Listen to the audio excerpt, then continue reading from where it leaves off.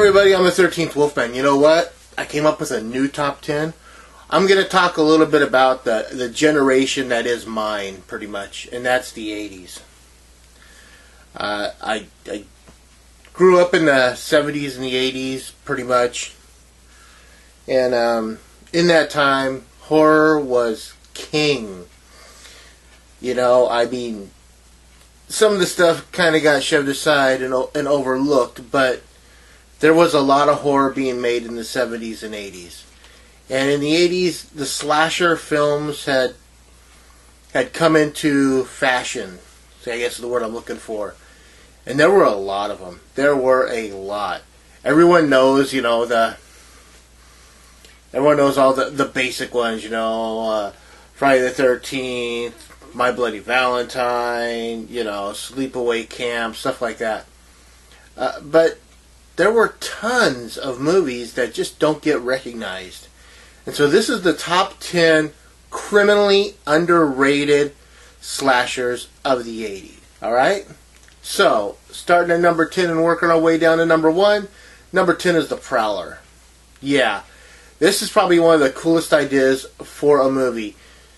If you haven't seen the Prowler, it came out in 1980.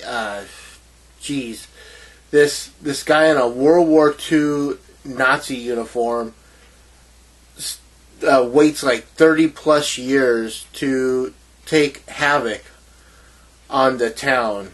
You know, it kind of has a similar premise of My Bloody Valentine. That back in the the early 50s, late 40s, early 50s, they had this dance, and a bunch of people died there, and they hadn't had a dance since. Now, I think it's 35 years later, they go to have the dance again, and bad things start to happen. And I honestly, I love this movie.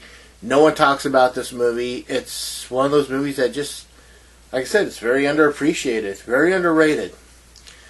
Number 9 is Hospital Massacre. Again, 1980, 81, I believe, might be 82. But this starred Barbie Benton. Barbie Benton at the time was dating Hugh Hefner. And it all has to do with the title says it all. This crazy massacre that happens at a hospital. A doctor, a person is there to get revenge on a doctor that screwed something up. And everyone must die. Again, very underrated, very underappreciated. It's nice to see that Scream Factory actually put this out on a double pack with, I believe, Schizoid. You know, or X-Ray. Same movie, but, you know. But yeah, so always check out Hospital Massacre. Number 8. The Dorm That Dripped Blood. Now, here's a movie I never hear anyone bring up. I hear all the other ones, all the ones that we always talk about all the time, but man, I never hear anyone bring up the Dorm That Dripped Blood. Dorm That Dripped Blood, I mean, it obviously takes place in college, you know, and people must die. but it has a very cool feel to it. I looked up the rating on this. I think on IMDb it was like 4.9. Don't listen to those IMDb ratings, man. It's just made up of people that don't appreciate good horror, so they give it a bad rating. The next thing you know, the overall rating is down. Check this movie out for yourself and tell me what you think. Number 7 is Slumber Party Massacre. This is actually a personal favorite of mine. I have this on a DVD. I have the Roger Corman 3-pack with Slumber Party Massacre 1, 2, and 3.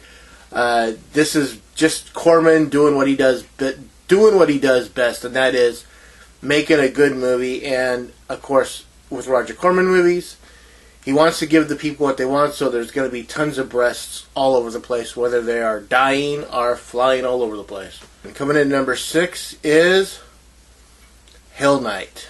1981, Linda Blair. Again, at college.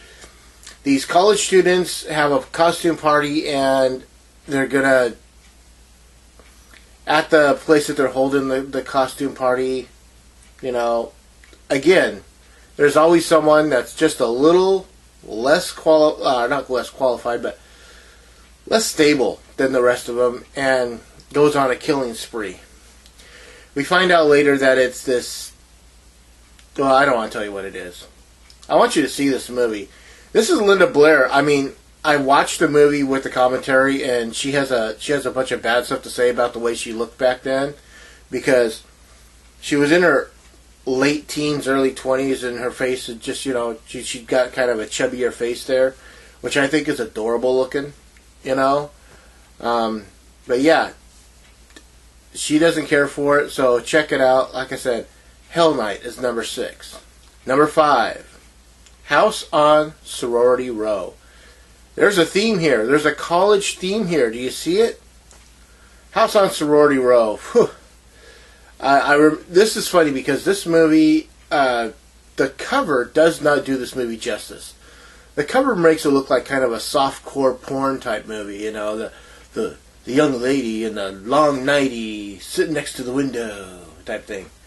Yeah, that's not really what it is. In this case,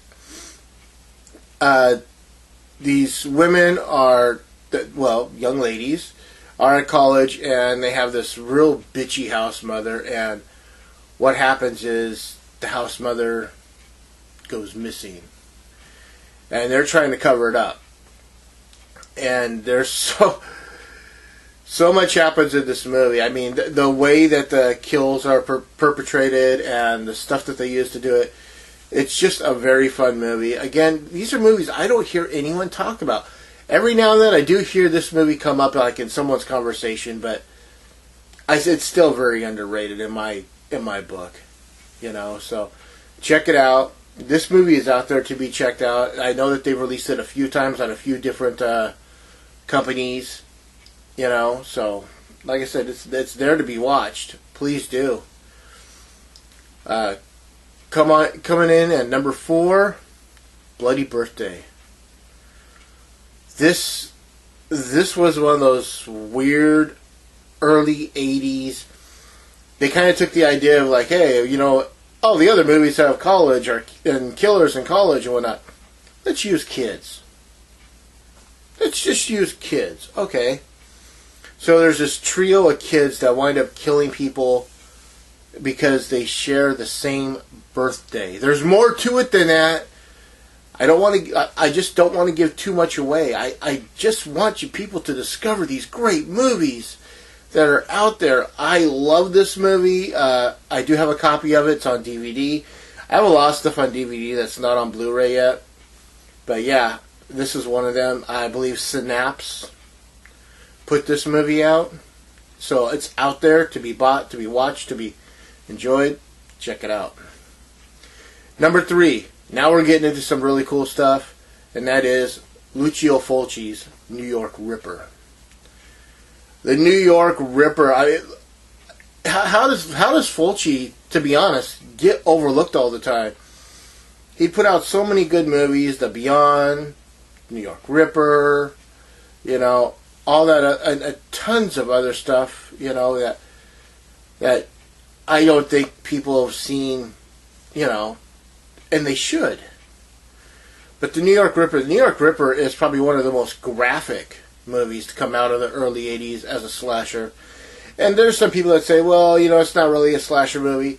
It's about these cops trying to find, the guy they called the New York Ripper. But just the kills in this alone are insanely great. I love this movie. I actually do have this on Blu-ray. So yeah, check out the New York Ripper, Lucio Fulci, and just about any other Italian director from the 70s and 80s. Because they put out a lot of really cool horror. Coming in at number 2, Hollywood Chainsaw Hookers. What more can you say? It's got Hollywood, it's got chainsaws, and it's got hookers. Also has Gunnar Hansen, Linnea Quigley, Michelle Bauer. It's all about this chainsaw worshipping cult. Yeah, I said it. A chainsaw worshipping cult. Guess who's the leader of the cult? Who could it be? Linnea Quigley? No. Could it be the guy that played Leatherface in the very first TCM, yeah, that's the leader of the cult. And it's just, it's not the best made movie, you know. I mean, you can see where they're just kind of like, it's like, okay, we put up boards here and boards here, that makes it a room, you know, and type of stuff, you know. It's like very low budget looking, but it's a fun movie. It's an interesting movie. I own it. You know, it's out there. Again, it's out there to be bought. I believe it's the 25th anniversary edition, you know, of Hollywood Chainsaw Hookers. So check it out. And number 1 is The House on the Edge of the Park, put out by Rogerio Deodato, the same guy that put out Cannibal Holocaust, and it stars David Hess as this guy. You know, David Hess and a friend break into this house. Well, you know, and they basically torment the 4 or 5 people there, throwing like their little mini suburbanite, you know, upper class cocktail party. And David Hess and his friend, you know, don't fit into this world. They're lowlifes, they're scum, you know, but they have fun torturing and doing what they can to these people. It's a very interesting, very cool movie. Again, it's out there to be bought. If you don't have it, I believe I believe it's out there. I have it. I know I do. But yeah, check it out. This is probably one of David Hess's best films ever. I personally don't care for the original Last House on the Left. The acting was fine, but the rest of the movie was, I mean, you didn't know if it was supposed to be a comedy or if it was supposed to be a thriller or what. You know, you got 2 bumbling cops that couldn't find their left hand from the right hand. And then half the time you have a serious movie. So I never liked the original Last House on the Left. This, to me, is David Hess, probably one of his best movies ever. So check it out. That's my list. That's the 10-to-1 list with the top 10 criminally underrated slashers of the 80s. Now that's my list. I want to know what your list is. I mean, do you agree with this? Leave a comment. Do you think that there's something that's not on here that should be on here? Leave a comment. Tell me what you think. In fact, do a video and make one of your own. I like to see what you have to say about it. I'm going to turn this into kind of a tag video, and I'm going to tag DVD Collector 1974. I'm going to tag the movie Phantom. I'm going to tag Random Ross. And I'm going to tag Emily from Emily's Adventures in Horrorland. I even throw 2 more out there. Nightmare Maven and CP from Will I Like It Reviews. I want to see what you guys have to say about it. What are your top 10 criminally underrated slashers from the 80s? Tell me. Like, subscribe, share, always comment. With that, I'm the 13th Wolfman. Of course, I'm on the prowl.